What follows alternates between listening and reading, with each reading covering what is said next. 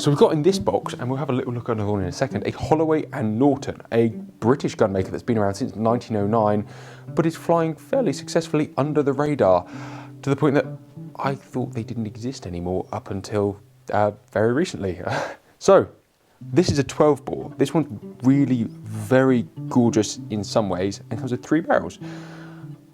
So interestingly, what we're going to do is we're going to clip on the 3 barrels and see where it sort of bounces and goes between all 3 of them, and talk about why you might want 3 barrels, and yeah, look at this pretty gun.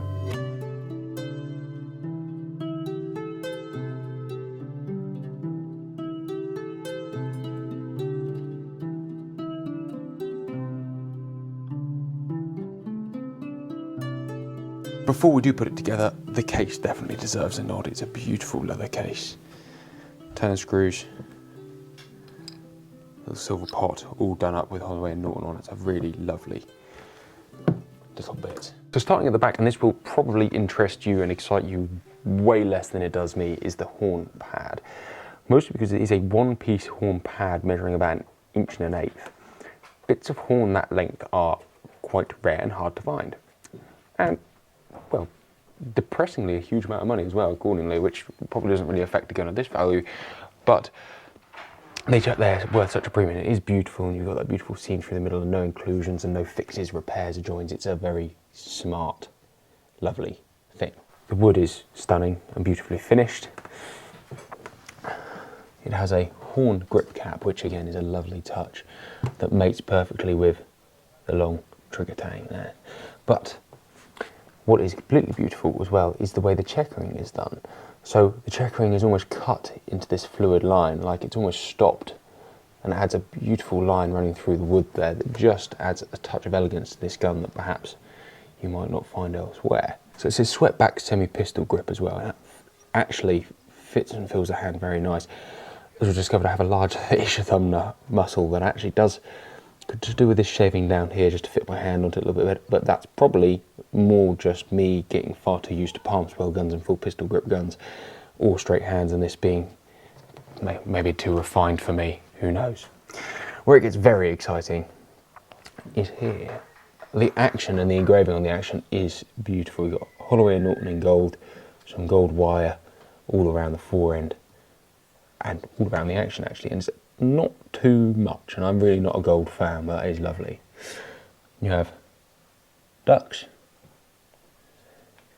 and actually it's the little details on here, those two, like the detail of these pairs of ducks in the background is just stunning.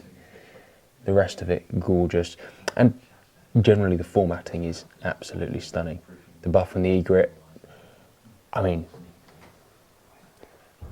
if it had a pair of express barrels with it, I might get that more, but I don't care. Who doesn't love buffalo? And on the other side, some not British game birds, which probably does allude to the fact that Holloway & Naughton now is very much an American marketed gun, more than it is a British marketed gun, which is probably why we in the British market haven't heard of it half as much as many others, both small and big. But that is very true of a huge amount of the gun trade in the UK, because, well, the Americans' desire for guns is obviously greater than ours, being many more people owning guns, and collecting guns being much more a big thing. Anyway, but it is a beautiful thing, absolutely beautiful thing. The metal to metal fit, the wood to metal fit, exceptional in every way, but that metal to metal fit is art, really is absolute art. The fore-end iron is of particular interest actually, because the acanthus scroll is built and worked around the gold wiring.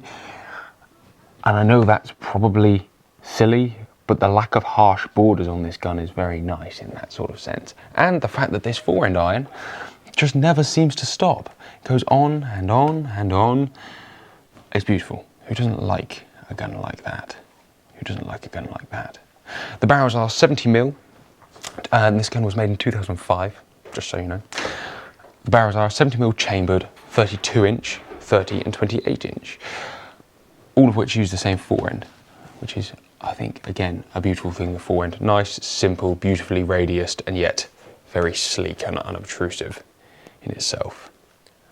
So, let's clip some different barrels on and see how it handles. Before we do that, however, there is only one little thing that I do need to point out, and the only thing I dislike about this gun is just this little area here being quite so flat, when the rest of it is beautifully radiused and runs together and very fluid. This just seems like a really harsh part. Anyway, that's by the by. So, with the 32-inch barrels on, we're sitting just like, when a gun has such a beautiful centre mass, it is a case of millimetres between the balance, which is no bad thing. That's from the 32s, which is interesting. I'll click the 30s on. By the way, the ejectors on this gun, for anybody who likes engineering and machining, will make you a very happy human being. The number 2 set of barrels, 30-inch, are actually slightly rearward. That's interesting. Ever so slightly behind the hinge, which would mean the 28s on this gun are going to make this. There's something extremely satisfactory about the lock-up of a well-built gun. Are going to make this gun extremely lively indeed. However, there is also something to be said for this action being incredibly long, and the trigger to the hinge pin probably being significantly longer than many other guns of its type.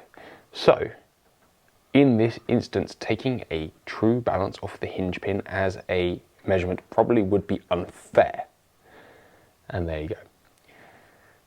But interesting to say that they are all slightly different, and actually will change this gun from those 32s being beautifully steady to a gun that you could move across the sky incredibly well. And that's why free barrels can be a very useful thing, and actually having spare barrels and the ability to change your gun, given that this part you get altered for you perfectly and this part gets made for you perfectly, is not a bad thing, short of getting a pair for the ability to have, this is not entirely having a pair of different guns would be stupid. Having a pair of identical guns with different barrel lengths, which I'm not entirely sure whether that would be stupid or not. I suppose it doesn't really matter. Depends where you want a pair of guns. But the ability to have the same gun, the same feel in the hand in every way, but to shed 4 ounces out the front might be a very useful thing indeed. And, well, why would you want to take out anything else if you own something that beautiful? That's probably the key there. Lovely, yeah, absolutely stunning. But before we finish, it would be wrong not to look at the 20 bore, which, as you can see, is very similar in its lines and style, but where it's a 20 bore and where they've used a slightly different way of line and machining and build on the action is more beautiful, I think. But hey, the world is full of varied and beautiful and wonderful different people, so that's that. And to be fair, I still shoot a 12 bore as much as I love 20s. So, there you go. Guys, thank you very much for watching. This is a beautiful gun. Holloway and Naughton. See you next time.